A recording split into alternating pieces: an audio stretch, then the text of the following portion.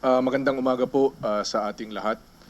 Ah, sa ngalan ng NAPOLCOM, ng PNP, ng DILG, nagpapasalamat po kami sa pagkakataon na itong humarap sa inyong komite at sa Senado, sa Sambayanan, para masabi ang aming nalalaman tungkol dito sa Mama Sapano incident. Over the last 2 weeks, 44 caskets lay in state all over our country. These caskets were draped with a flag and had medals, certificates, and the beret signifying membership in the SAF on top of them. As each of these caskets were interred, these flags were reverently folded, touched to the officer's heart, and gently given to the widow and parents of the SAF policeman. Madam Chair, the SAF got their man. They did their part. We now must have to do ours.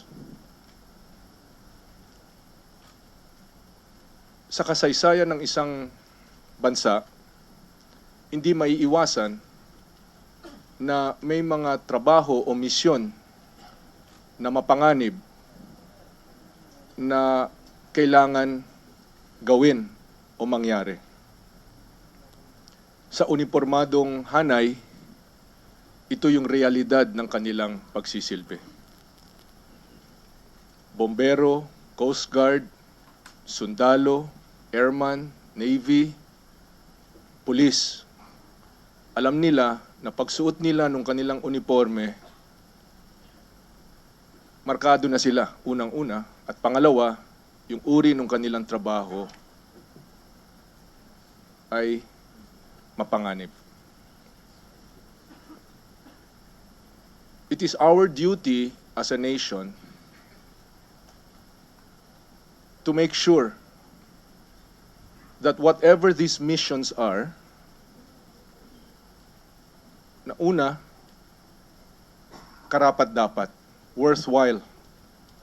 Kung mapapalagay sila sa panganib, worthwhile dapat, karapat-dapat lamang ang objective ng kanilang misyon. Pangalawa, obligasyon din po natin na siguruhin na nasa sa kanila ang sapat na kakayahan at kagamitan para magawa nila itong tungkulin na ito. At pangatlo, obligasyon din natin na mapa sa kanila ang lahat ng tulong at suporta para merong reasonable chance of success ang kanilang misyon.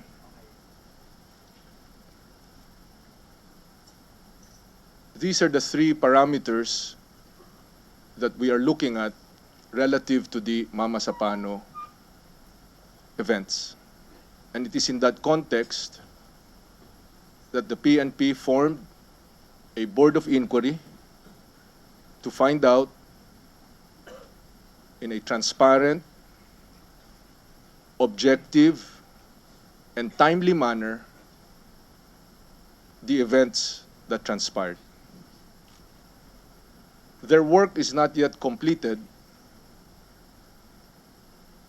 but we have here Director Benji Magalong, who concurrently is also the head of the CIDG, who chairs the Board of Inquiry. He and his investigators, who are trained debriefers, who are trained in asking questions and taking testimony,